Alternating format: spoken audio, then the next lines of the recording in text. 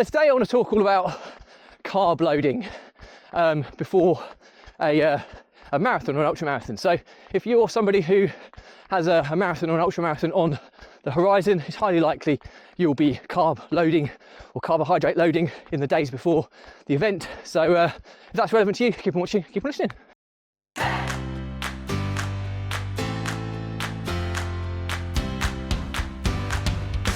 Welcome back to consecutive day 1790 of a diary of a runpreneur. And today's topic is all about carb loading or carbohydrate loading before you attempt a marathon or an ultra marathon. So, but before we get into that, don't forget that this vlog is part of a fundraiser of saving the lives of children by attempting the ultimate ultra marathon. And the more people we get in front of, more money we raise, more children's lives we save, which is why I do this every single day. So, back to the topic at hand. Carb loading before a marathon. So, how do you do it? Well, it sounds, if you like your food, it sounds like a dream, but it's really not really, because ultimately what you're trying to do is you're trying to load your carbohydrate levels within your body over a couple of, usually 48 hours before a marathon or an ultra, so that your carbohydrate levels are elevated prior to the race, so you have more fuel in the tank. Ultimately, that's in simple terms, that's what we're trying to achieve.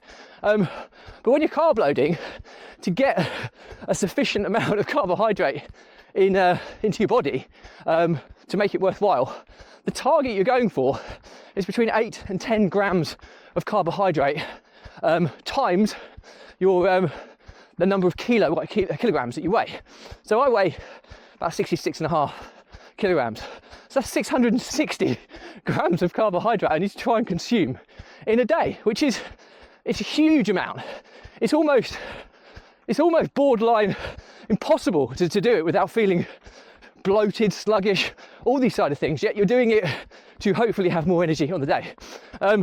So the secret is yes, it's incredibly difficult, but the secret is to try and get carbohydrate into your body. Obviously max as much carbohydrate you can get in your meals, but then snacks in between the meals and drinks and things, drink and eat a lot of high carbohydrate stuff like things like jam, peanut butter. Try and keep it a little bit healthier, because it's very easy to go and just absolutely hammer a lot of bad carbohydrate. I mean, it's still carbohydrate, it will still work, but you've got to protect your digestion and how your body's going to feel and process it as well. So you want to try wherever possible. I don't eat many bread, for example, or I don't eat potatoes, but I do when I'm carb loaded because it's a really good staple supply. I do eat pasta, so I obviously pack a lot of pasta and rice in as well. Just stuff that I'm trying to keep as much carbohydrate in my body. Smoothies are good ones as well. Energy drinks, energy bars, all this type of stuff. Bananas are really good to get a lot of carbohydrate into your body. So when you do it, the secret is planning, and you want to space out your meals accordingly and try and do some rough calculations. You can do so by using AI like ChatGPT or something, or to do a plan for you, or simply Google the roughly what carbohydrate is in a certain ingredients and that side of things, so you can kind of get a rough guesstimate of how many carbs you're putting in. But you can overanalyze it, to be honest with you. You just want to eat more carbohydrate heavy food. That's the real food and drink and snacks for 48 hours before the race.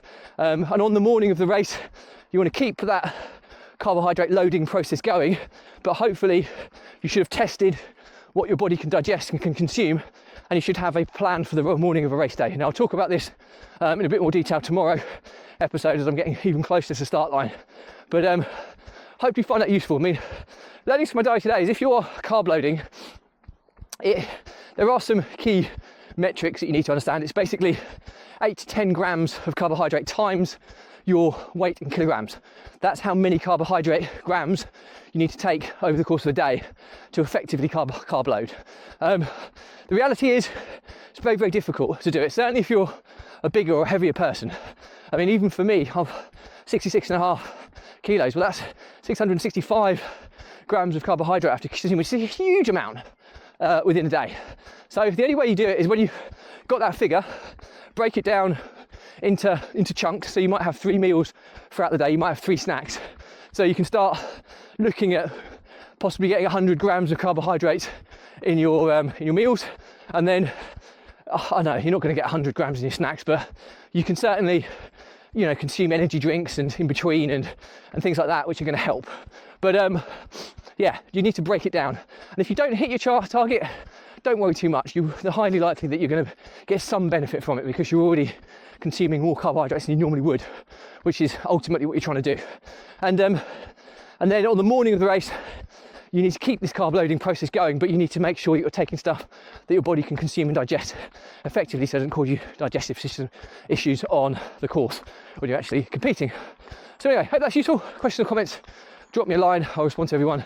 Do remember though, if you believe in my mission of saving the lives of children by attempting the ultimate ultramarathon of run vlogging on consecutive days, a distance of a lap of the world, barefoot style, do give us a subscribe, share, like and comment. More people we get in front of, more money we raise, more children's lives we save, which is why I do this every single day. Thank you as always, stay positive, stay happy. I'll see you again tomorrow.